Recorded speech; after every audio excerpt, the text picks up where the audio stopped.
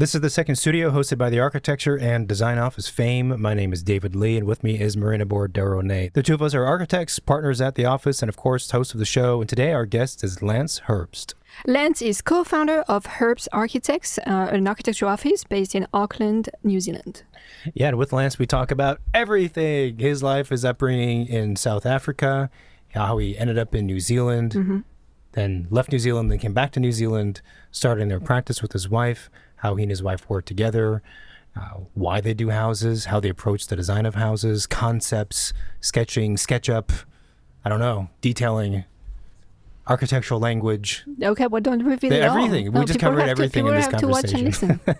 It was a fantastic conversation. They do phenomenal work, and you guys are going to enjoy it. Sponsors. Stop juggling multiple pieces of software and struggling with design-unfriendly spreadsheets. Programma, built by designers for designers, provides an integrated suite of tools for every phase of your project, from mood boards to advanced specification tools, procurement tracking to project management. Seamlessly integrated, easily shareable, and always current, Programma reduces redundancy and minimizes costly errors. Join InterDesign movers and shakers by starting for free at programma.design/second studio. Experience the difference with Programma, software built for InterDesign workflows. The second studio is brought to you by Chaos. They make award-winning design and visualization tools, and they're really pushing the boundaries with AI. As we all know, AI is shaking up the architecture and design world, and Chaos is taking a responsible approach. Their tools are built to help architects, designers, and visualization specialists work faster and explore more ideas without replacing creativity. Basically, Chaos wants AI to make your imagination stronger and not take over, so you get to design with more freedom, create stunning visuals, and stay in control of your work. If you want to see what that looks like, tap the Chaos link in our show notes. This is the second studio with myself, Marina, and our guest, Lance. Here we go. Concept drives every single decision that you have to reinforce that idea.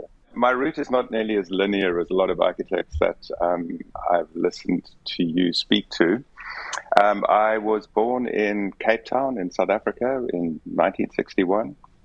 I was brought up in the kind of fringes of the city. It was really a suburb. It was on the seashore on False Bay, a little town called Muizenberg, and it was kind of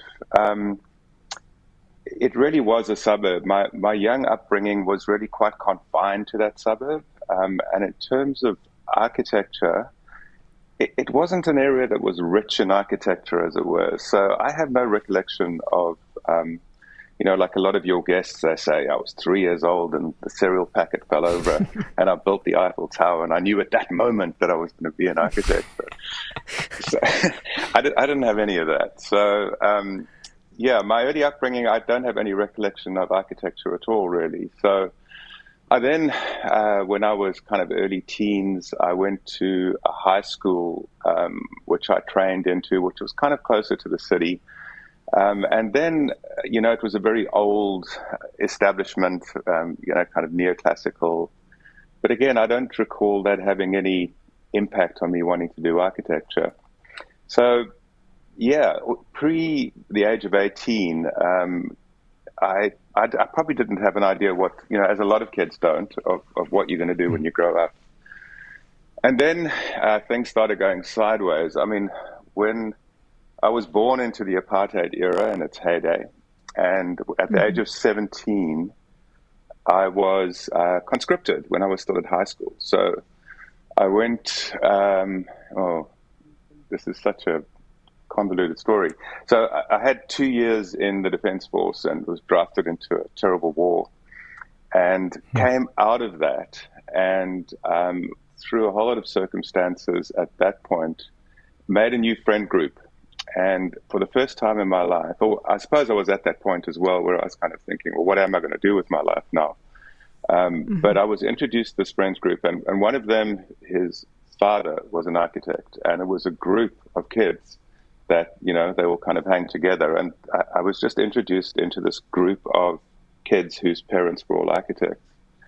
And I was at that point introduced to these houses that I didn't know such a thing existed. And it was, they were really very beautiful 70s, late modernism, lots of geometries and still the remnants of, what you'd call kind of mid-century, but a lot of experimentation around geometry and volume. And I saw a few of these, and at that point was like, well, I knew I wanted to go to university, but I was kind of in this limbo period coming out of conscription. And one of the parents of these kids I knew said, why don't you just come work in my office for a year? So that seemed like a really good idea. So I went and did that, and essentially, learned how we just got an experience of how a small architect worked. Very small office. It was just him and two draftsmen doing that kind of work I was talking about, that kind of 70s modernism. And he was working in housing a bit, but he was also doing a lot of work on wine estates. And I spent a year there just essentially learning the absolute ropes at the bottom, as learning how to draft and learning how to read plans and just getting through all of that. And I got to the end of that year and, decided to go to university. So I made application and kind of miraculously managed to get in, because I didn't do any art or any of those subjects when I was at high school or junior school. So, there's that preconception that in order to do architecture, you need to be really good at maths, but it turns out you actually need to be you really need to be really good at art is the thing. And I didn't have any of that. Yeah. So, but fortunately, in the kind of the previous year, I'd got a fascination with photography. So I put together a portfolio, which is essentially photographs, and managed to get in. And so then dived into that at the University of Cape Town. And it sounds like universities or architecture schools all over the world are pretty similar, especially at that time. It was a fiercely Bauhaus-style school. It was the studio system, and you kind of, step in on day one and you step out 6 years later, feeling like you don't see the daylight in between. No, you haven't slept for 6 years as far as you feel. So it was that kind of environment. It was a really good school at the time, but it was that learning from your peers thing. And fortunate to have, years of students come and go, and I was just fortunate to have one of those really dynamic years with some really strong people in it. But also with the school at the time was led really, really well by a man called Roelof Uitenboogaard, who you should look up because his work was just extraordinary. And he brought with him a whole lot of people inside the faculty. So it was at a time, when was it, like 82, 83, around there. So we were on the cusp of the dreaded postmodern revolution. So the school started out, and fortunately, the faculty at our school, they were all kind of old, diehard modernists, essentially. And this postmodern thing was coming around, and they were resisting it as much as they could. But there were 4 schools in South Africa at the time, and the other 3 were kind of roundly embracing this new thing. But our guys, fortunately, would having to acknowledge it, but dealing with very long arms, as it were. So the first few, I'm just veering off into all kinds of things, Yadi. If you want to keep me on track, just let me know. No, this is good. I'm interested. This is great. Yeah. Let me just grab some popcorn and I'll do that. So at the school, the first few years, like, it was a little bit postmodern, and then what actually happened was especially my class, but essentially the whole school at the time, is that the closest they could get to actually embracing anything postmodern was kind of like Italian rationalism. So, there were a whole lot of projects which were kind of graveyards and, Piazza Melancholia, that type of thing, endless one-point perspectives of arches and that type of thing. So that's how we kind of got into that. Rationalists got, very influenced by the likes of Aldo Rossi and try to stay away from Sterling and Creer and people like that. And then, fortunately, by the time I was in my last couple of years, you don't remember, you're too young, but it was a time of isms. I mean, everything was an ism at the time. So it kind of segued from rationalism into deconstructivism, which was something we could all happily work with. So that really was my final couple of years was working in that mode. So it seems I've covered university in a very short amount of time. It was such. I do have a couple of questions just for context. Yeah. So, how big was the school? Were there like each year, each class, was it just 30 students, 100 students, 10 students? It was, the attrition rate was huge. So first year they'd taken 60, and then by third year there were 30, and then by the final year, I think only 3 of us graduated in the given time. So it was a real pressure cooker. Interesting. Wow. Yeah, it's an odd thing.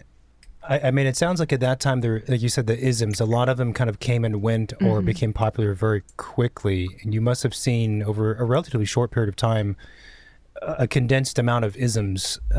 Actually, compared to now, like someone was asking maybe a year ago now, but they were asking, like, what is the ism of today? And honestly, there's still modernism. There's work that is modern compared to traditional on that kind of way of describing things, but I don't really perceive a strong ism movement, or not even the beginnings of one, to be honest. No, it hasn't been around for a long time. I mean, as you say, I think it might have to do with it was a time of change, I think, in society as well as in architecture and art. And so as these thinking movements move forward, then it was just a way of the time to kind of embrace it and call it something and then work in that vein for a while. It's kind of, we went through like the early influences of postmodernism was just really about watercolors and trying to make these very beautiful buildings. And there was even a lot of discourse in the studio, that notion of architecture only exists in its perfect state on paper, which I believe the opposite of, but it was very big at the time. And then, there was a lot of, people grabbing at kind of trying to put something in a bag, basically, and saying this is one thing and then move to another. But it was very good for learning. And I think it was a very good time to be at architecture school, where you did, like, suddenly you were, doing or kind of considering kind of freestyle classicism, and the next thing you were trying to work out what on earth's happening with deconstructivism and geometries and things like that.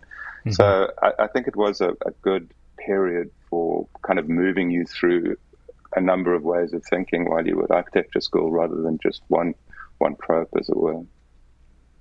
I agree. That's fascinating. I could definitely see that, because I feel like one of the challenges, so I taught architecture for a little bit at the undergraduate level, and one of the challenges with students is when you're that young, you never sleep. You're just trying to figure out how to, like, complete a drawing on time, right? And so in addition to all of those kinds of challenges, it's trying to find, let's say, your voice, which is a big question, and sometimes it's easier and actually productive to channel the creativity through in a more established, in that case, ism, just to take the pressure off and allow you to almost like role play over the course of different projects. And that's a really freeing thing to have, if you can think about it that way. Oh, no, absolutely. I mean, at that age, how are you supposed to have a developed style of your own? It's like, it's really useful. It's, I suppose the analogy would be musical, to play this in the style of, it's kind of, it just allows you to, it kind of lets you off the hook a little bit. It's kind of, just allows you to kind of play. And then in doing that is like finding the thing that, you naturally would want to do and that actually appeals to you. But I think definitely it's very, very valuable and useful to allow people, to give them an armature to work on, rather than just start with an empty page, as it were. Yeah. Was there, at that time, looking back, and then now, is there one of those isms that you resonated more with? From that period? Yeah, I mean, that deconstructivism stopped. I mean, I still like the freedom of it. But I suppose, we're very rational in our way of thinking, so I think all of that thinking and rationalism would have stuck as well. I suppose it's the influences later on, when we got, more and more into kind of the single house as a model we're working with again and again, that the influences of, kind of mid-century modernists and people like Paul Rudolph and things like that started to, they really kind of, the way of thinking, this kind of,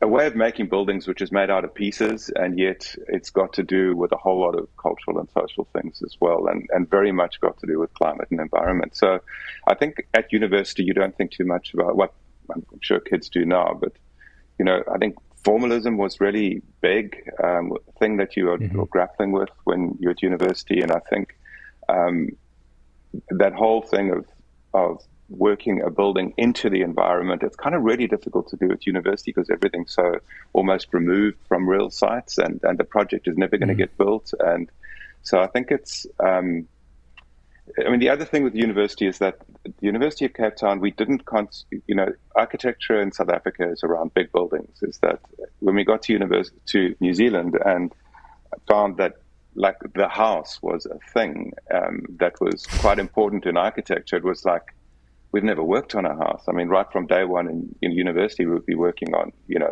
medium-sized buildings. And by the time we were finished in final year, we were working on massive buildings or whole city blocks or things like that. So even translating that kind of thinking on those massive buildings into a house is I think just takes time and experience. But I think with houses, especially, that the environment and the land is so important in terms of how it affects your way of thinking of what the building wants to be. Not to deviate from the story, but do you find that the background and training and experience in large-scale work somehow bleeds over into the thinking and approach of in designing a house? Well, it must, really. I mean, because that's your training. So how does it... there must be ways. I'm just trying to think off the top of my head, like a direct link between those. I think, as we've gone on, something we're trying to do more and more and more is reduce and reduce and reduce. And I think when you're working with big buildings, the good ones are the ones that are really reductive. And I think maybe that is the thing that comes through of all that time.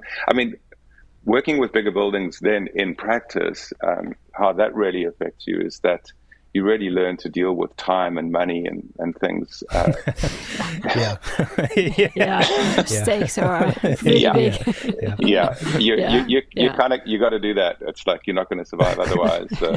So that is and then translating that into houses is something you have to do, but like in a different way eventually. But I think that really helps that process. Yeah. I was wondering, going back just a few steps about, when you first started working for that first architect, it's interesting because you got into architecture kind of like from the end of it, right? Like you jumped in from like the real, aspect of architecture rather than coming from the theory aspect of architecture. Yeah. What, if you can recall, like what excited you the most when you started working in that office? Seeing like how buildings are done? Was it the technical aspect? Was it kind of like the puzzle piecing, the client relationship? Like what seemed to kind of like, drive you? It was the seeing the outcome. It was just the incredible power of you sitting, scribbling on a bit of paper, and then you end up on a site with a whole lot of burly blokes with big machines, and this thing emerges in real life, and the impact of that and the scale of it and the texture of it. It was like, it's really, for me, has always been around the building. Everything we do before that is just thinking about what that thing is going to be. Was it strange then to go to university and study what you kind of like got to learn, from the real world, like looking at it from like the other side in some ways? It's kind of, that's a two-edged sword, that one. Huge advantages and massive disadvantages is that even in 1 year, you kind of learn there's a reality and a practicality in terms of how actually buildings happen. And even just observing that in an office for a year, you kind of realize the weight of all of that, and that everything you're doing is actually in the service of getting a building built. And then you get to university, and then you're with a whole lot of kids that have never been through that, and university has just really got nothing to do with the outcome, and it's got everything to do with the process. So you find yourself with that experience slightly hampered by that in terms of, it's like you can't do that. It's not going to work. It's going to leak. It's gonna, Yeah. you know what I mean? It's kind of Yeah. But then the flip side of that is that what you have learned is how to put stuff down on paper. You've learned about very, what seems like impossibly simple things, like how to use a scale rule. It's kind of how to. You laugh. Those don't exist anymore. What are you talking about? Half of the audience is like, what? Come on. I know what you're talking about, but most people don't. Not most, but a lot. That's concerning. No, those basics. It's kind of like scale. Like you're always working in a reductive form. I suppose, there's that whole, the other really lucky thing, I suppose, in my lifetime is I've transitioned from no such thing as computers to AI, basically where we are at the moment. So I've, again, had the advantage of being really well trained in that year on how to draft, essentially, onto paper with a pen. And that really is all about, there's a tangibility around having something to a scale that you're always working with, and your brain manages to kind of see the building in its entirety when you're working on this one scale all the time. And it's the one problem I see, like kids that come into our office, is that thing with a computer and a plan, and it's never in one position, is that the grappling with scale, I think, becomes harder than if you actually fixed on a scale, as it were. That's interesting. We've talked about the subject of physical versus digital methods of producing architecture or designing it, but I've never heard of it quite phrased or described that way, and that's an interesting one. Because when you have a physical drawing, it's there. It's like on your desk, and there's no avoiding it. And you can put all your layers of trace, but it's. But it doesn't movable. It doesn't keep changing size on you as well. It's like your brain. Your brain is going, okay, this is 1/100th of the thing that I'm actually working with. And you're working on it for a long time, and then you might change to 1/25, and then your brain shifts to 1/25. But the zooming in and out, I think, makes it really hard to get that the relationship between what you're doing, which is a drawing, which is a representation of something that is real at 1:1. I think is harder to do when you have no fix on the size of the thing that you're looking at. It just becomes more and more abstract, in my opinion. I think that makes sense. I could see that. Go ahead. Okay. So you go through school. What happens next? Okay. So then the guy that I worked for originally does a weird thing, and in my final year, and offers me a partnership in his practice. And What? and but being, what it's like. You get to the end of university and you've done well, and you think, I can conquer the world. Of course, he's offered me a partnership.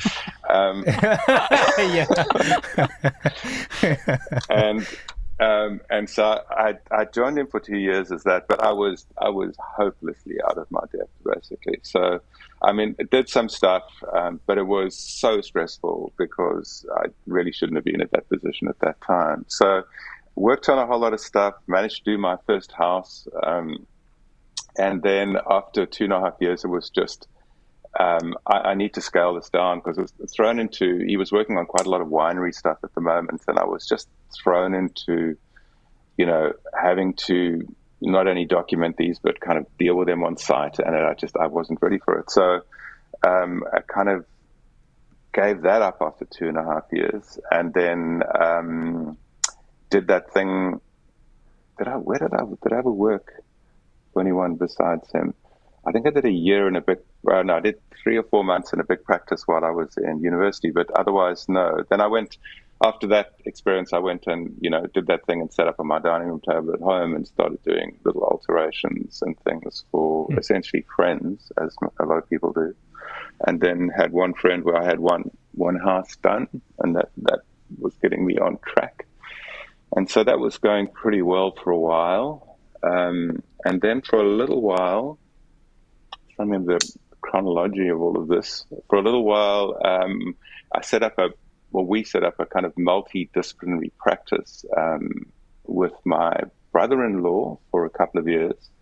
And it was at that time of, the internet was just emerging. And so being young and kind of forward-looking, we set up this kind of studio which had ourselves and a web designer, which was a brand a brand new thing at the time, and some guy who was into some form of advertising, and it was fun, but it was kind of one of those dream things which young people want to do, but it was just really impossible because we were just struggling with little bits of architecture trying to stay afloat, and the web designer was suddenly becoming massively wealthy. So, well, we said multidisciplinary. I was thinking, like architects, interiors, landscape, contractor. But truly multidisciplinary. Yeah. Creatives, no, is what we put. Yeah.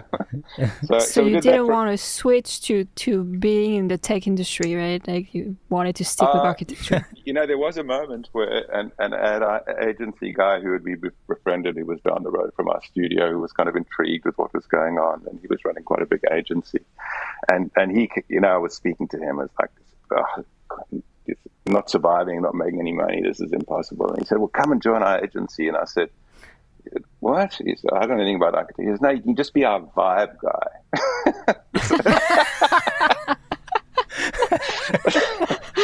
That's how you know they have cash when they can afford to have a vibe guy.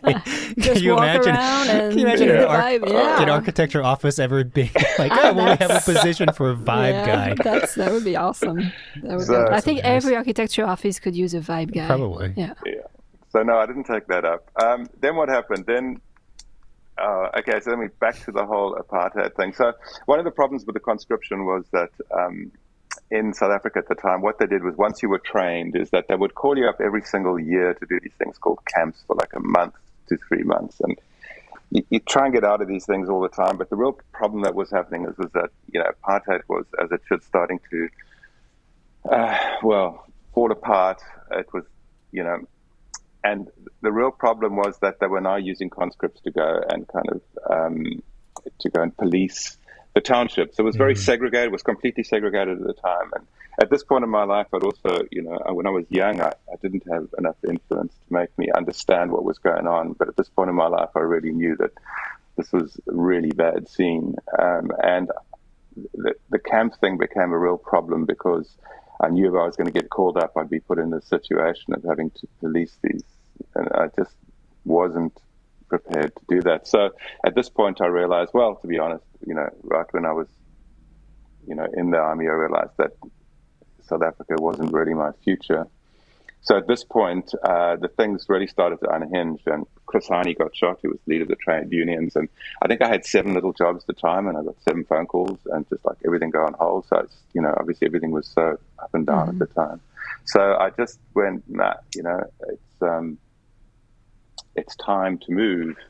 So, by that stage, Nikki and I, my partner in all things, had met at university, and she was working in a big practice in town, and I was doing my little thing at home. And we just decided that, I knew I wanted to move. We decided we just need a kind of a sabbatical or some time out. So we made application for residency in New Zealand, and then came over for a year, not expecting to stay here. It was really, our application was really just to have a way out if things went to complete revolution, as it were. So I am really segueing all over the place here. So let me just try and clear this up. No, it makes sense. Well, so I did have a question. How did you choose New Zealand? So at the time, the South African passport was known as the Green Mamba, and there were 2 places in the world you could go to with it, basically, and that was Israel and Taiwan. Otherwise, persona non grata. It's pretty random. There'd be kind of stuff behind that in terms of trade and stuff. Sure. But and also there's a very big Jewish population in South Africa, so there's a strong link to Israel. Anyway, so the only places you could actually go without a visa were those 2 countries. So we needed some security that we could actually get out if we needed to, or which I wanted to anyway. So it's a case of you look around the world and who's taking immigrants, basically. America was out of the question at the time. And so it was the only places that looked like you could make application and maybe get in that were kind of similar to where we were living would be Australia, New Zealand, and maybe Canada. But Canada, the weather's so different, having grown up in a Mediterranean climate, that we didn't really consider that. So to be honest, we would have applied to Australia, but at the time, they were kind of shutting everyone out, basically, whereas New Zealand was open to an immigration process. So weirdly, that's how we ended up here. Interesting. Very So interesting. did you guys end up going there just for a year, then coming back and then returning? Or once you moved, you just stayed? or who got a visa or what? Well, look, to be honest, I would. It was Nikki has a twin sister, and she was back in Cape Town, and she was doing really well. And so we did the year. So what actually happened was, there's a lot of misinformation about New Zealand and Cape Town at the time, and they said, "No, there's no work there. You'll never get anything." So kind of came through Hong Kong and actually got a job in Hong Kong, and just said to them, "Look, I've just got to nip down in New Zealand and get my passport stamped, and I'll be back." And came down with that intention, but we got here and realized there was like a little mini boom going on here. So I put my portfolio out there and got like 6 job offers or something. So we just decided that as exciting as a year in Hong Kong would have been at the time, it would make more sense to actually check this place out for a year and see if we could live here. So that's what we did. We both took jobs and stayed here for a year. So this is, just for timeline, this is about how many years after you graduated? 93, 94. I think I graduated in 88, so 5 years. Oh, okay. Oh, wow. Yeah. Okay, gotcha. Okay, so you were doing kind of your own thing and with the multidisciplinary practice and whatever else for a couple of years at least.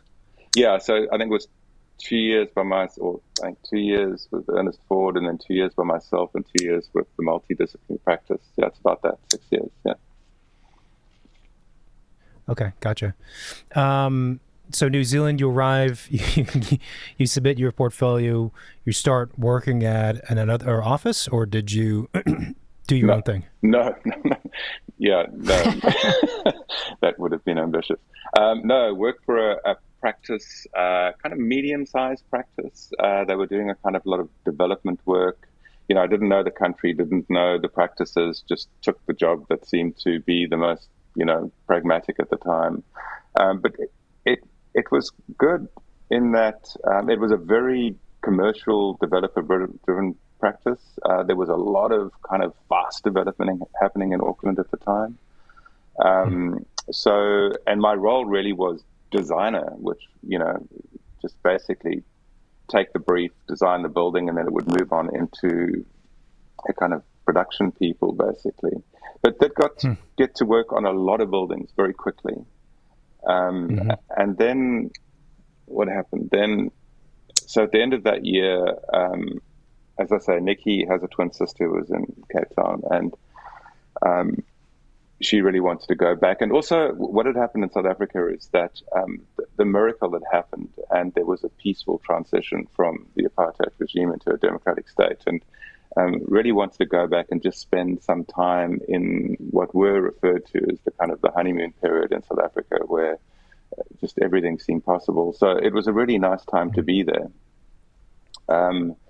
But at that point, so I went back to Cape Town and went and worked for a practice called Kranauchat van Ryswyk. And what was actually happening was the waterfront in Cape Town was being developed, as was happening kind of in a lot of places over the world at the time, but major redevelopment.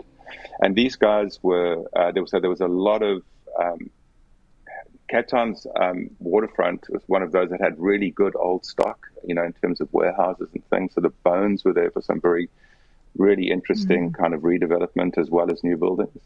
And this practice was young. They was made up of 3 partners who were 2 years ahead of me at university, and they're very well connected, and they were doing the coolest stuff in Cape Town at the time. So I joined them, and then after a year they offered me a partnership, so I took that up and was with them for another 2 years. And we did a lot of work in waterfront developments, a lot of hotel work, which I really enjoyed. And then after that period, it was a case of our residency was going to expire in New Zealand, and I really had made my mind up that I wanted to come back here and give it a go here. So it was kind of traumatic, but eventually we made the hard decision and actually up sticks and put our few belongings in a container and came over. Wow. So when did you realize that you would have your own practice long term? Did you think that was always something in the back of your mind throughout your early career? Or did you at some point think, I would just stay at XYZ office and that's going to be my life? I mean, I suppose I didn't actively think about it, but I should imagine that my personality, I don't think I would have been able to be employed for. I think it's not as though I always knew that I'd have my practice. I mean, eventually after, we came back, and then there's another whole long story there. So when I was at KCBR, the guy that ran the practice, or the guy whose practice it was that I was working for that year, they landed this impossibly kind of big and prestigious job, which was a big development of one of the wharves in Auckland, with a whole lot of apartments and retail and a hotel and all kinds of things. And they were having trouble getting it through there was a design panel that was looking at the submissions, and he had the developer and they had their hands on the land, but they weren't able to get it past this. So he contacted me in Cape Town, and we started working on this project in Cape Town while kind of in conjunction with them. So, I'd be sketching during the day and then faxing it, remember those, back to them, and then there was this 24-hour difference, so then they would work on it during my nighttime their day, and then so did quite a lot of work on that, and then at a point he said, this is getting too hard, why don't you come back and work on it here? And I wanted to come back anyway, so kind of took up that offer, so I came into a job here again back with them, and then spent 2.5 years finishing off that project with them, as part of that team, as it were. And at that point,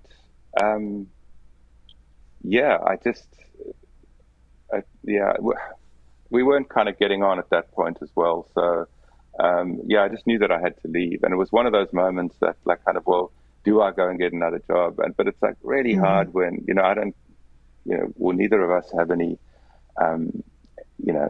there's no old school tie, there's no network of contacts, there's nothing, you're just really starting from scratch. So, but there was one client of that practice who I'd kind of befriended along the way. And he had said, I've got a little job for you, you'll kick it off with this. So I went, all right, I'll go with that. And then so resigned and back to my dining room table. And then, of course, that one job fell over. So, but then... He's like, I gotcha.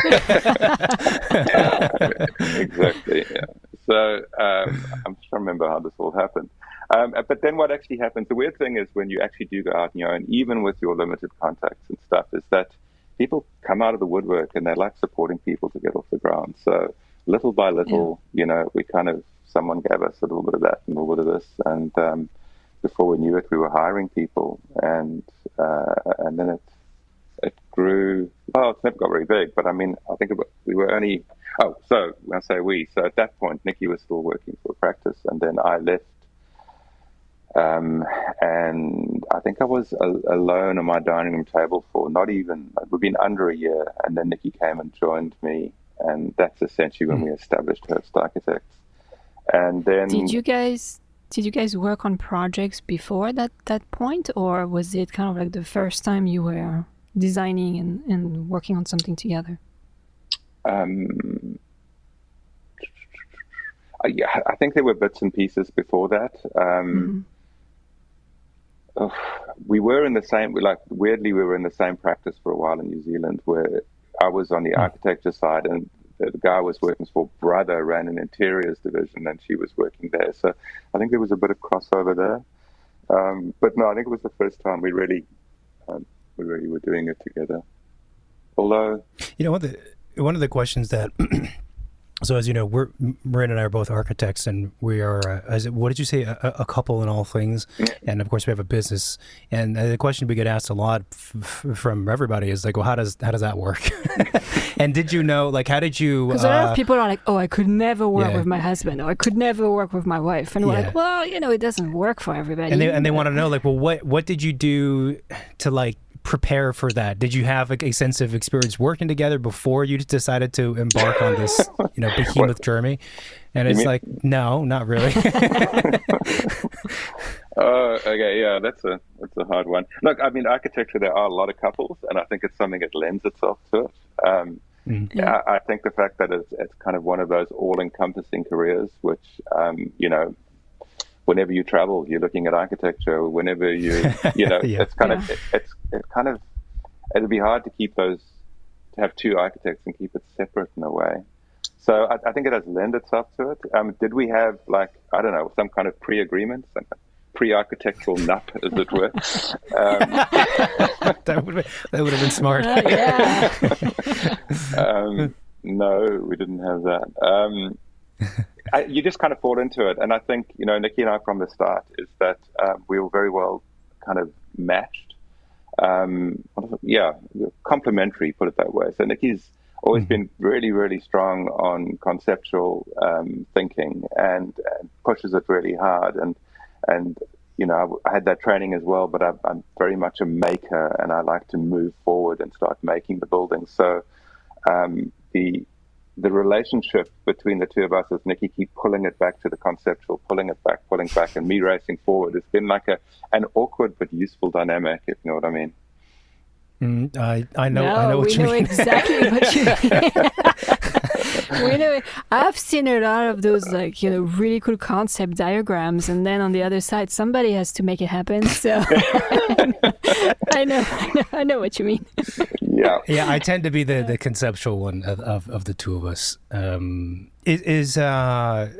other thing that we get asked, and I'm sure listeners are curious for you folks, is what about the division of work more by its physical scope? Like, does one person lead the interiors portion versus the exterior, or are there any other divisions of work that naturally have occurred?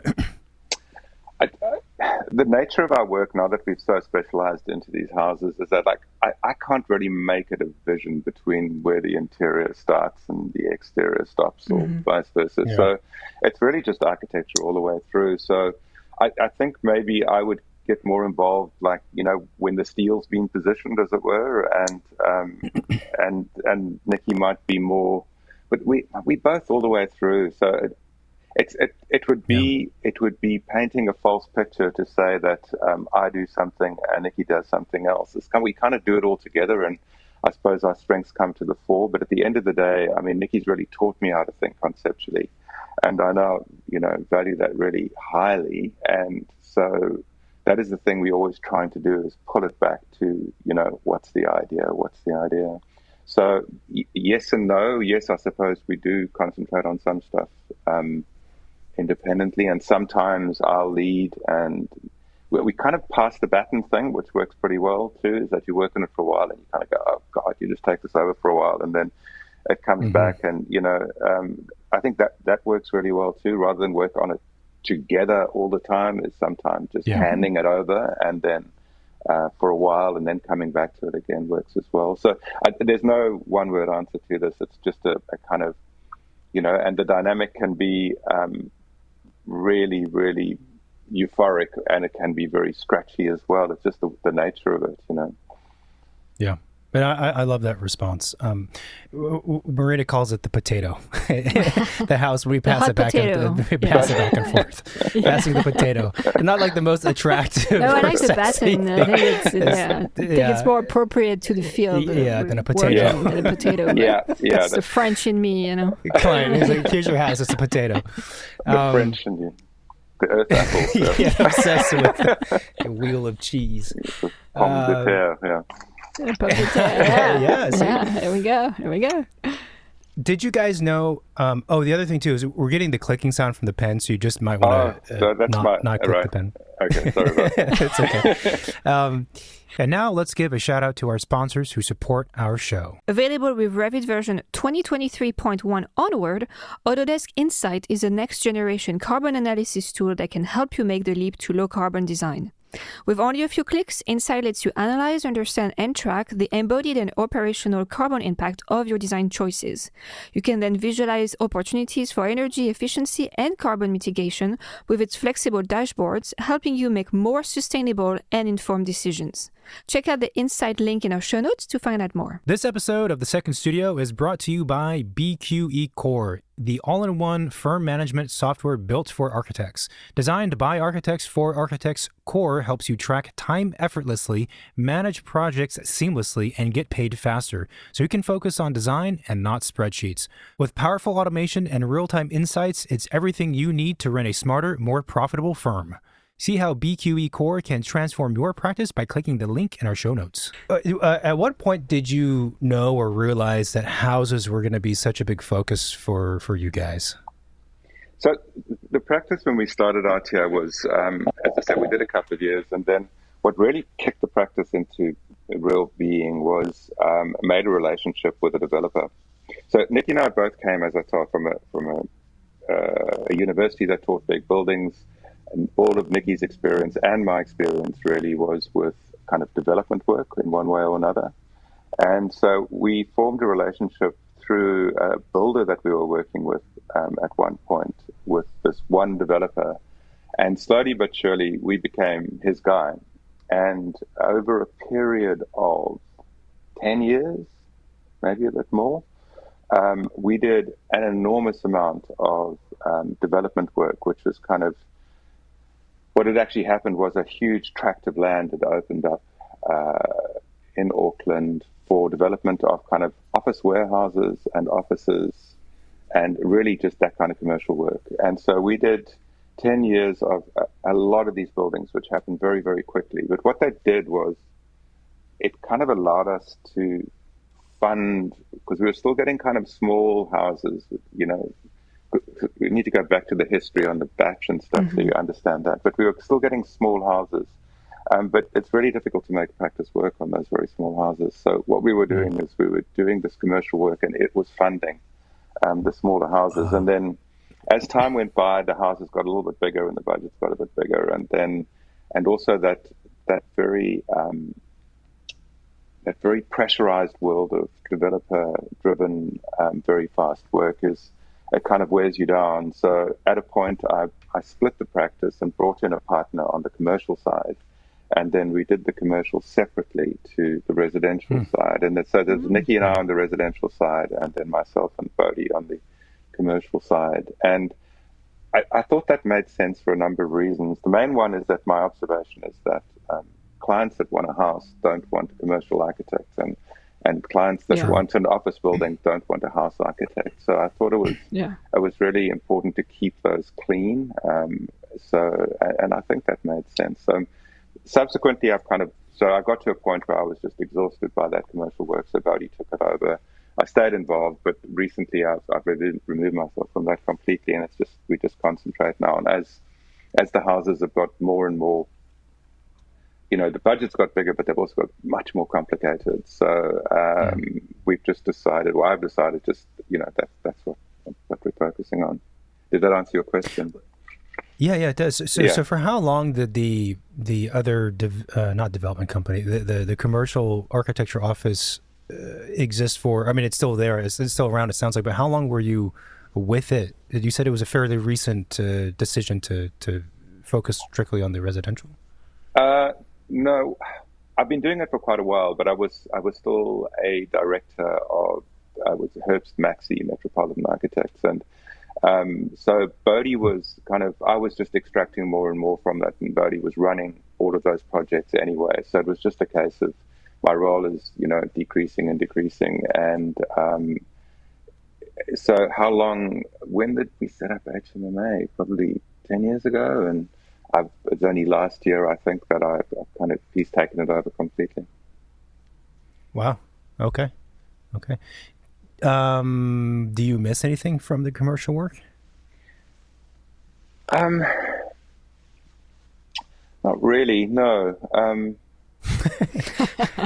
It's a different speed. I mean, in my experience, at least, it's a completely different speed. And of course, there are great commercial clients, but a lot of times it's ultra fast.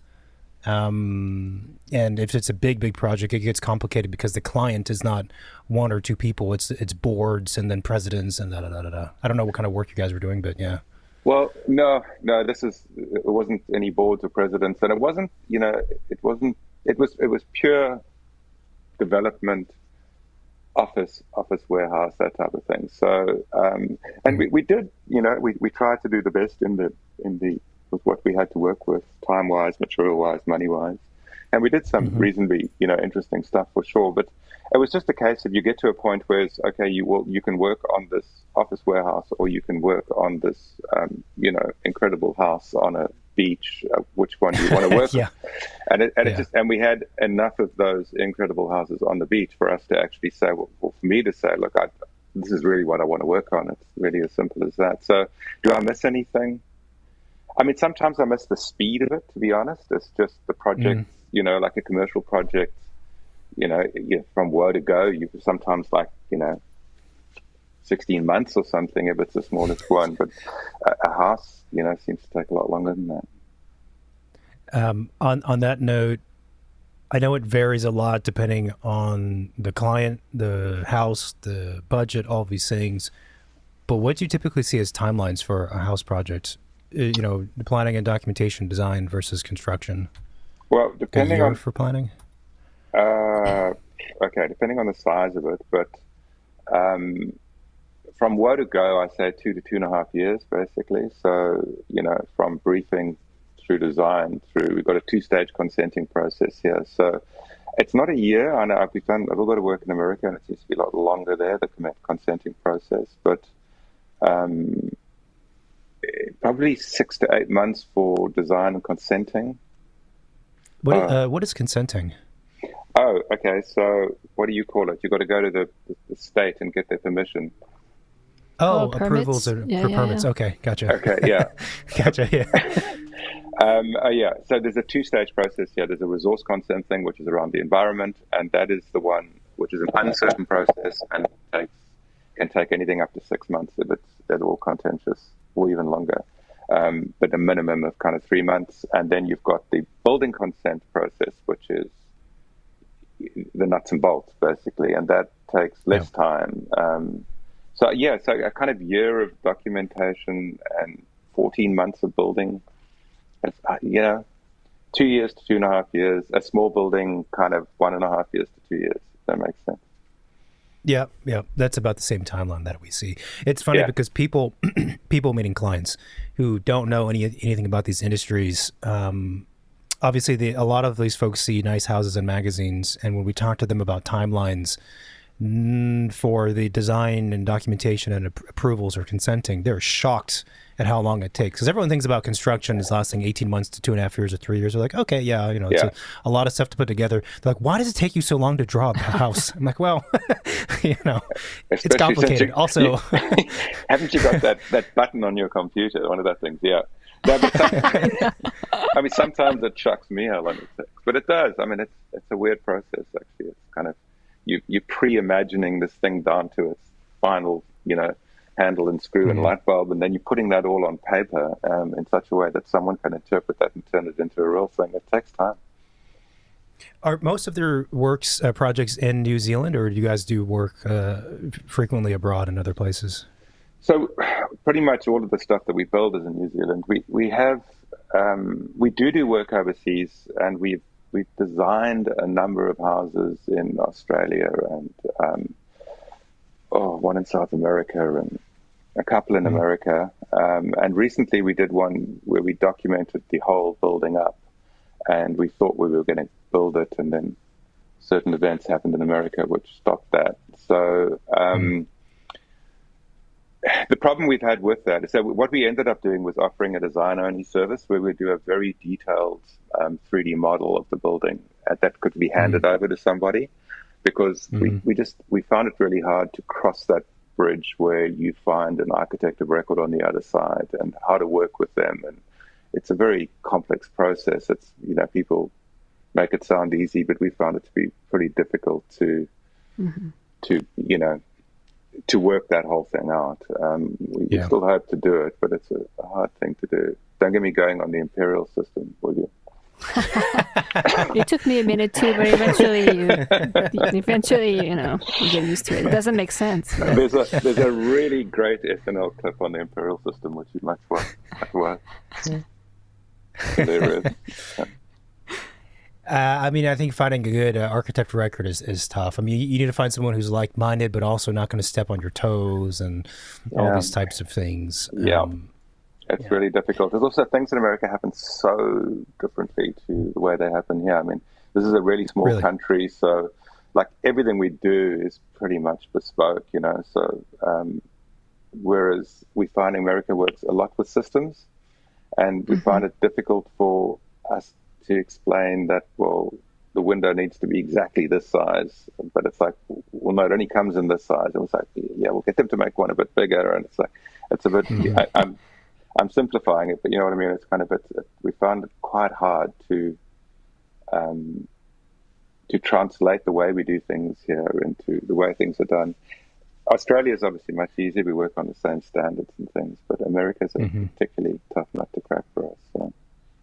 It kind of makes sense. I feel like, now that you mention that, I feel like you're right. Like things here in the States are very efficient and systematic, and it might come from the fact that it's maybe mass produced and all of that stuff, where in other region of the world it's maybe more about crafting and smaller intervention and more specific. Well, I mean it definitely can be done. I mean, look at Tom Kundig's work and any number of people. So it's just a case of how do you hook into that system, and we haven't been able to hook into the people that actually work that way.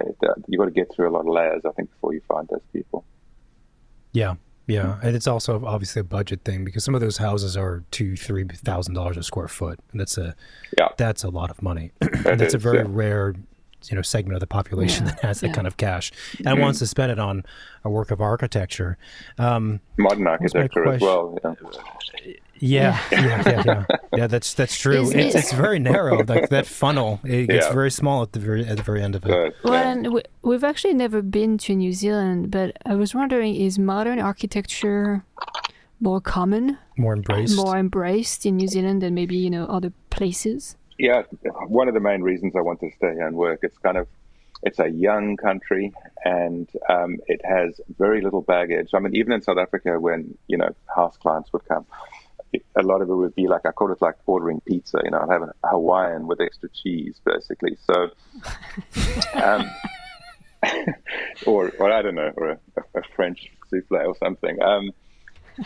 But what happens here is they have very, very little baggage from the past in terms of a stylistic expectation, that older countries do. And it's a very modern, forward-thinking country. So modernism is the norm, basically. When I say modernism, just not referring to previous kind of historical styles. It is the norm. But, well, largely, I mean, so there's no resistance to modern thinking in architecture, which is really refreshing. We'll be booking my ticket to... me. We're moving. We have casual conversations, over the years, and more frequently these days, of what would be our plan B in terms of a different country to be in. Yeah. And actually, New Zealand. Canada is on the list, but as you mentioned, the cold winters and we could be on the west. Yeah, it actually gets cold on the west too. It's all pretty high. It's not California. No, we're spoiled in Southern California. Some quick kind of background information about your office. So, how big is the practice? Like, how many employees do you guys have? So we've never been bigger than 10, basically, and things are quite slow at the moment. We're down to 6 at the moment. So it's always been that kind of size. Nikki and I plus 4 to 6. Did you ever attempt to go beyond that, or want to go beyond that, if it made sense? Um, did I have aspirations to have a big practice? Um, Kind of yes and no, I suppose. It's kind of there's always a part of you that says, well, I kind of wish I'd got to a point where we were in contention for that big, I don't know, civic building or Mm. something. But I, at the end of the day, I think you'd have to say that where we are is probably where I wanted to be. Otherwise, I wouldn't be here. If that makes sense. It's decisions and forks in the road that you take along the way. Hmm. Yeah. Um, I'm really not good with committees, and um, well, I just not. I mean, some people are really good at that, and I think if you want to do that kind of work, you've got to be really good at that kind of slow, people orientated, convincing people along the way. And it's not something I'm good at, and I don't think Nikki's particularly good at it either. So we'd either have to change our personality or bring someone in that could actually do that. But I just Mm. didn't ever find myself. I think also as immigrants in our 30s, it was probably more realistic for us to aim for this type of practice rather than a really big one, which I think maybe you need more heft and roots and things to actually Hmm. do in a new country, as it were. Mm. No, I think that last point is totally true, and it's something that I've thought about more and more as the time goes by. Is well, first of all, I think it's very dangerous, or it can be dangerous for, let's say, a fresh graduate to try and pre-plan their life too much. That's for sure Yeah, true. yeah, But it is certain that if you, over the course of the first 10 years of your career, let's say, if you end up in a certain place, it does become harder later on to just pivot and now do this other thing or do that other thing, because you don't have that weighted experience in that specific location doing specific work, and it does add up over time or make it more difficult. Not to say we shouldn't all attempt it if we don't want to, Yeah. but I think it's true. I don't know, just observing. I mean, I think the guys that wanted or always had ambition to have a big practice, I think you need to start that process really early on. And watching guys that do it successfully is that they work for the right big practices for the right amount of time. And then they Yeah. generally team up with someone and start off with a job. But they always got this long-term goal in mind. And I totally admire them for doing that. But I think I operate on a kind of more random basis. So, yeah, if your ambition is to have a big practice, it's like a gymnast. You need to start really early, I think. Yeah. I was wondering if when did you think that the practice and the houses that you were designing, like that was it? Like you kind of figured out like this is, we want the language of the office to express with the project. Like is there a specific house that you guys worked on? You were like, that's it. I think we found our voice in how we design. So I probably need to go back a little bit. So back to when I first left the commercial practice and had that one client. So what actually happened was that was our first year of immigration, basically. So was it? No, third. Yeah, 2 years. Third year after we came back. And there's this well-known thing with immigrants where the second year is really, really hard. That's the time you actually want to go back home, as it were. And we kind of realized that we needed to kind of grow some roots here, basically. So what had happened was that one client that we had who we befriended, for the 1 year that we were here, sorry, I'm jumping over time, back to 93, 94, when we were here for the 1 year. Mm-hmm. It was over the summer period. And he said, what are you doing for summer, the summer holidays? And we said, we don't know. And he arranged that we hire a caravan on the beach on Great Barrier Island, which is an island in the Hauraki Gulf, which is 80 k's as the crow flies from Auckland.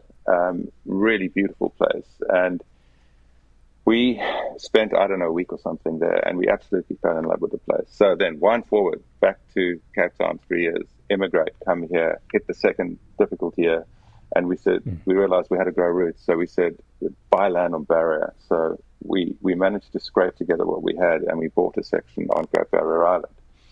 And then, when we then left in the first year, we actually built a little structure, a little tower on our land.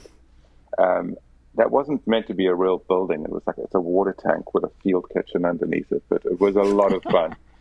And then the following year, we added on to that, and we've been adding on to it ever since. But that building kind of started our house career, as it were. So we got that published, and it got awarded and things. And then at the same time, we were doing a house for him on the island as well, and that got all published and awarded. And then that it was at a time where our timing was just so immaculate in terms of New Zealand has not a lot of people, and it's got a lot of coastline, and it's it was a very egalitarian place for a long time. So when we first immigrated, we actually found that surprisingly, like pretty much everyone had access to what they call a batch, which is just a little rudimentary structure on a beach or a lake or something somewhere.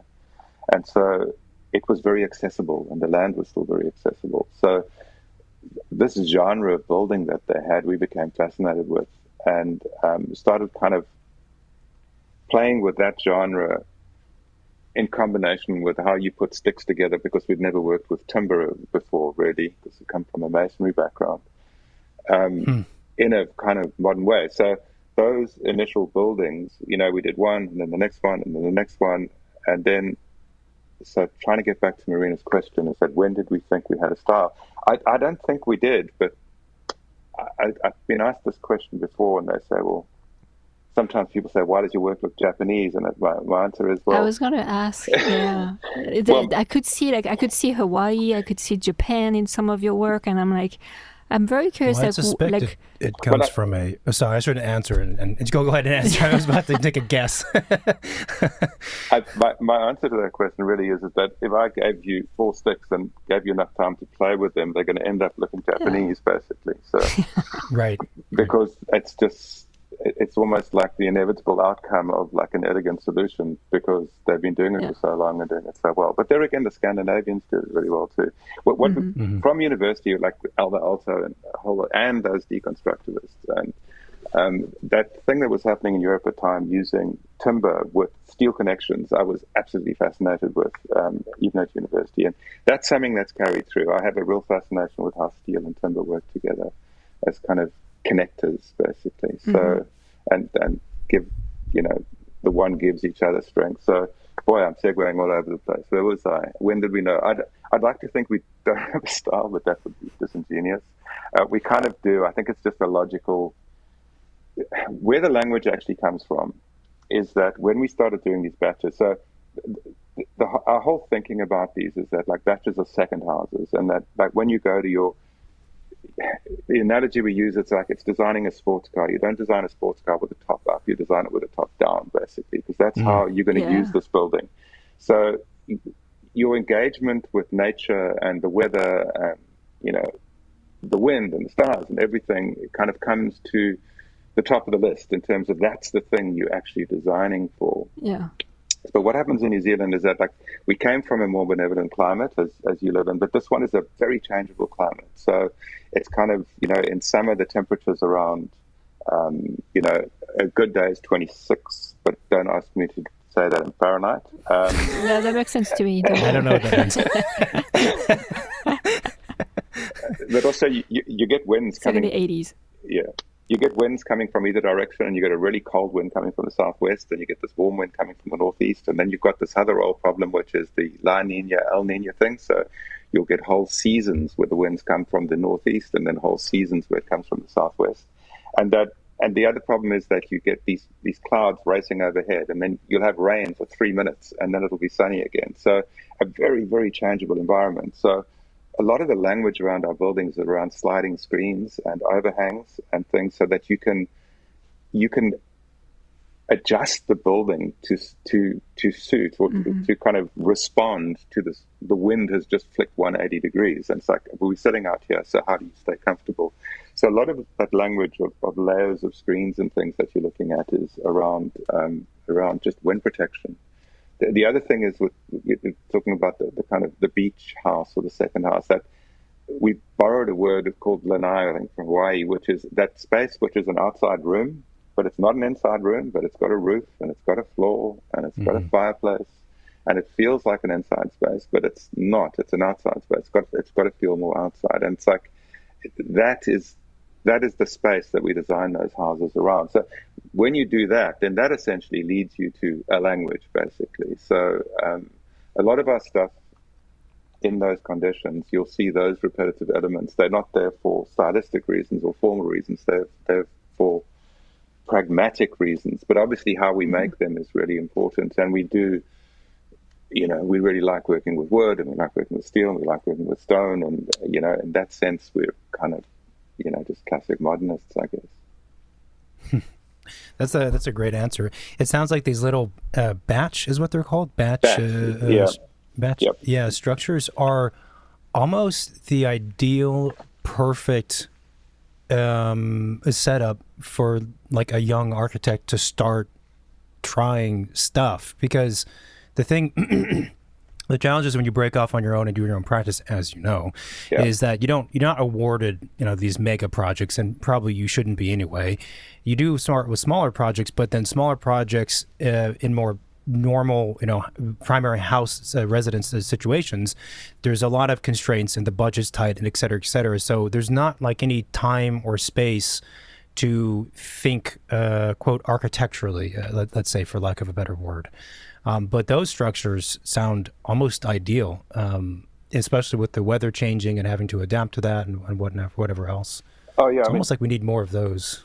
I know. I mean, yeah, it's also time-wise as well, as that at the time the rules were pretty lax, especially on Great Barrier Island, which was under a different county or whatever, not county, or different municipality basically, and the rules were pretty relaxed, so we could play with that. We couldn't do this stuff in the same way now because the rules have tightened up significantly in terms of weatherproofing and energy and insulation and all that kind of stuff. So, but yeah, at the time it was the perfect place to play basically. And I mean, you look back now at some of those risks you took with buildings and shudder, but but at the same token, that's how you innovate, and that's how you create. Yeah. So no, you're quite right. It was like, as I say, the timing was immaculate. It was kind of, we were here, the land and stuff was still available, building was still at an affordable cost for most people, and we had a population that was wide open to innovation in that space. And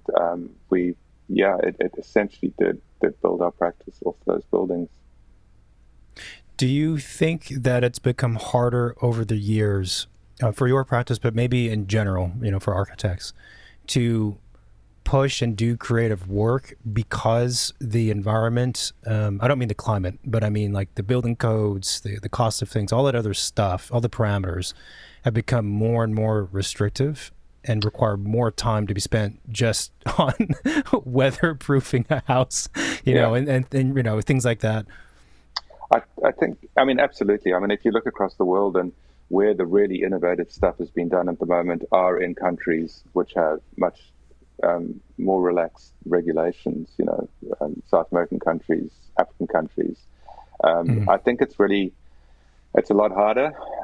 And, New Zealand is beginning ratcheting up. We unfortunately had a terrible thing which happened in Canada here, which they called the leaky building crisis, where a lot of really bad kind of building systems, cheap building systems were kind of introduced here, and then they weren't properly controlled, and then a whole generation of kind of townhouse development, has been systematically demolished. It was built in the 80s and has had to be demolished over the last few years, or 10 years, whatever. But so what actually happened then was this massive pendulum swing, and then this massively prescriptive building code was introduced, and a lot of the language came out of that. Yeah, we had to kind of then deal with that. So we've been doing these really kind of free-form timber things where the timber runs from inside to outside, and that whole legibility of structure thing was really important to us. And then all of a sudden, you've got these big flashings over everything, and how do you deal with that? So we're kind of again, coming back to how does the language develop. So a lot of that came from that change in the code that kind of said, no, okay, well, your skin now needs like a big 100 mil flashing over the top, and Z flashings and all kinds of things. And it's just really ugly and really hard to make anything elegant. So a couple of things developed out of that. One was this notion of breaking the building into inside and outside. So you've got components that are wet and components that are dry. So we would make the lanai out of all of these sticks and then construe it as a wet space. So even though it is, we'd use it all our treated timbers and things that are all suitable for outside. And then the dry space, we would put a skin on it and essentially bolt the wet onto the dry to be able to still make that language of that, build up of sticks, which we were looking for at the time. The other thing was the rain screen. You'll see in our later buildings, or all of our buildings for the last 10 years at least, there's a skin on the outside of the building which is essentially just timbered, clean, top to bottom, and that's a rain screen detail. And that's something we essentially developed, just like it says, we can fight all of these flashings and head flashings and everything else, or we can just build a dumb box, flash the hell out of it, get the code, and then just put a skin over that. And that's actually what we've been doing for quite a long time. And it's just, it just frees you up completely to, to concentrate more on the proportion of things without having to be like you're swimming upriver all the time in a way with that kind of code, Yeah. I love me a rain screen. Yeah, no, that's flashing strip. I had a question about your guys' work and the design quality of it. So, I think it's, as we talked about before we started recording, it's obviously extremely, extremely high level design in the quality of it. Thank you. But there's also a healthy amount of variety. I think there are, let's say, principles, and a lot of them you just spoke about, but there's still variety across them, and they don't seem to be, let's say, poor copies of each other like some architects fall into, where their work becomes sometimes I see the work of some of the well-known architects, and I'm like, I think you have a junior designer who's role-playing you, and they've spit out this house, and that's what I'm seeing. Yeah. And I know that's what I'm saying because I have friends in a lot of places. Right. But your work, it doesn't seem to be that way, or maybe it is. I don't know. Well, it seems like you get excited on each project, like there's something, there's a natural different spirit to each one. And actually, I don't know if I have a question. I guess the question is, how is that the case? How do you make sure that is part of the ethic in the office, and you're not just becoming a cliche of yourself?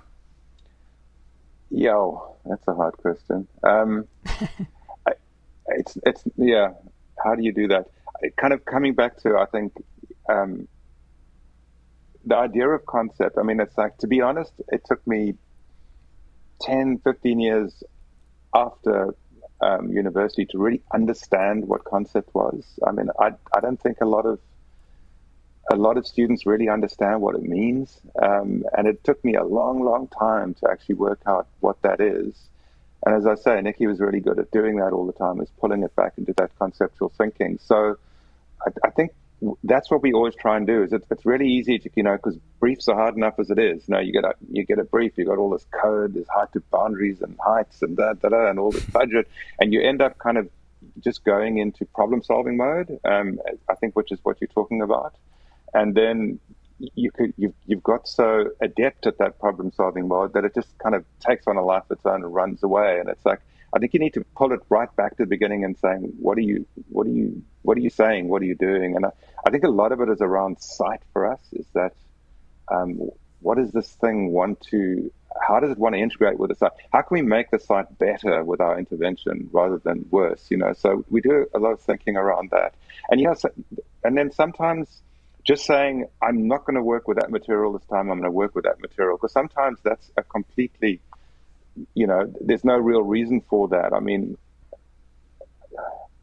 a lot of it also is travel. I mean, you guys travel a bit as well. I mean, the one year we went to Greece and saw some immaculate work by some Greek architects working on the islands, the Cyclades, and they do this thing where they dig into the ground like immaculately, and the cuts become like the primary language in the architect. So you'll see something, and then you will get it'll have this, it'll plant a seed in your head that just actually wants to follow along the lines of something you thought. So I haven't answered your question in any way whatsoever, I think. But no, you have. I think you did. And then vibes, of course. Vibes, yeah.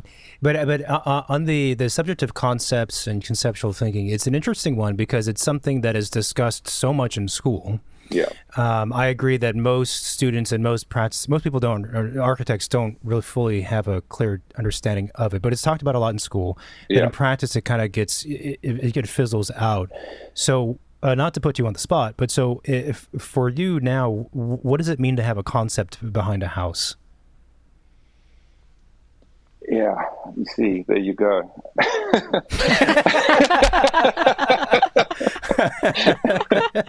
Not to put you on the spot, but a little bit. Well, you said you learned it over the last 15 years. I'm just curious. Okay, I'll give you the easy one. All right. So there's a building we did, I don't know how long ago now, 10 years ago, it's called Under Pahutakawa. If you look at it on our sorry, repeat that last. What was it called? Under Pahutakawa. Okay.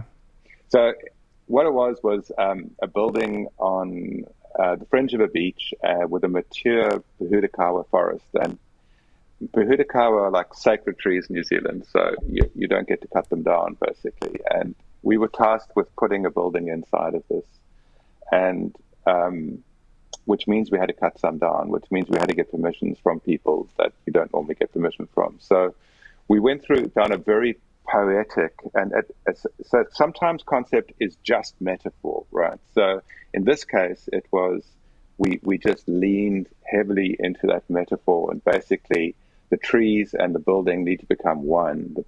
The building needs to become a tree, and the trees need to be part of the building. So the building then emerged from, and then we had layers of that conceptual thinking, so that the building was broken down into these kind of two towers that were kind of like pulpwood on the inside, which was kind of the metaphor of having cut down the tree and then exposing the pulpwood. And then those two towers then had a bark, which is, in Pahutakawa have this black, heavy bark. So we kind of layered up battens on the outside and stained them black to kind of refer to that bark. And then the roof is a whole series of, of struts holding up a canopy, basically, to kind of to create that illusion of the roof being part of the tree canopy. But then it was done in a very rigorous kind of geometric way so that it's kind of clearly man-made. So that is a very easy, so metaphor is a really good concept, a conceptual mechanism I've actually learned, but it's not the only way through it. Mm-hmm. Concept for me is when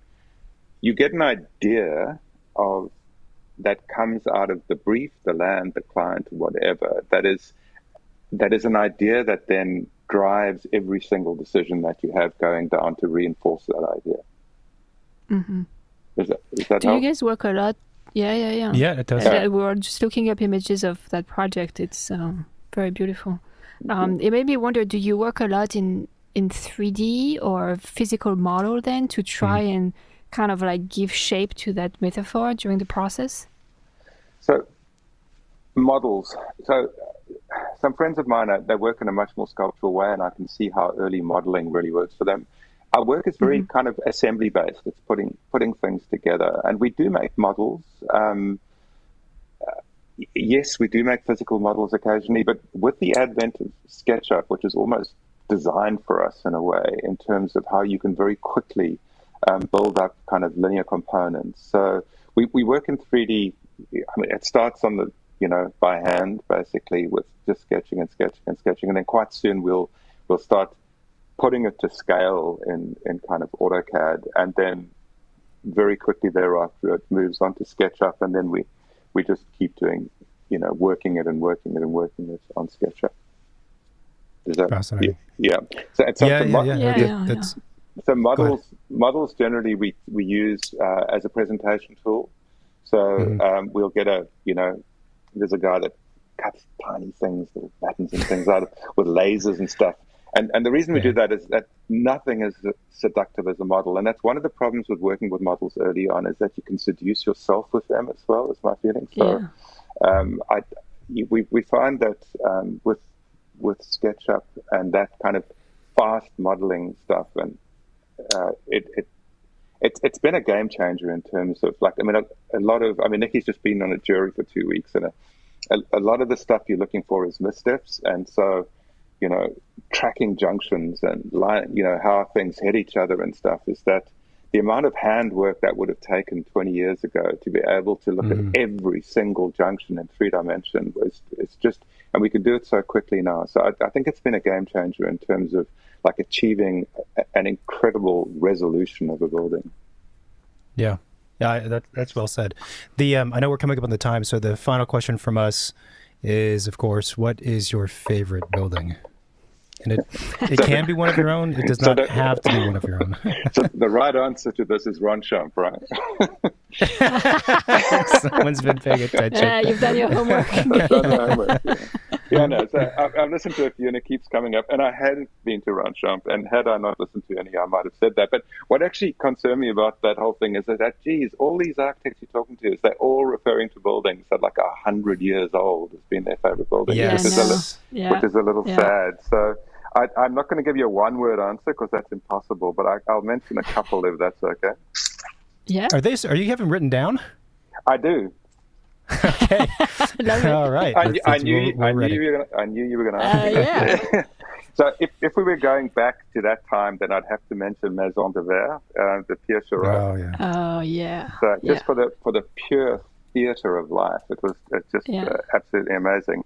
But the one I think that I think is the one that I would mention is Jean Nouvel's Arab Institute in Paris, because it's like that for me is like talking about concept, right? So it's taking an idea around sun protection, around culture, around form, and then like synthesizing those and making this thing, which is a kind of like almost like a steampunk articulated facade of lenses, and making it into a Mashrabi screen. I think it's just, I'd have to say that would be very high on my list.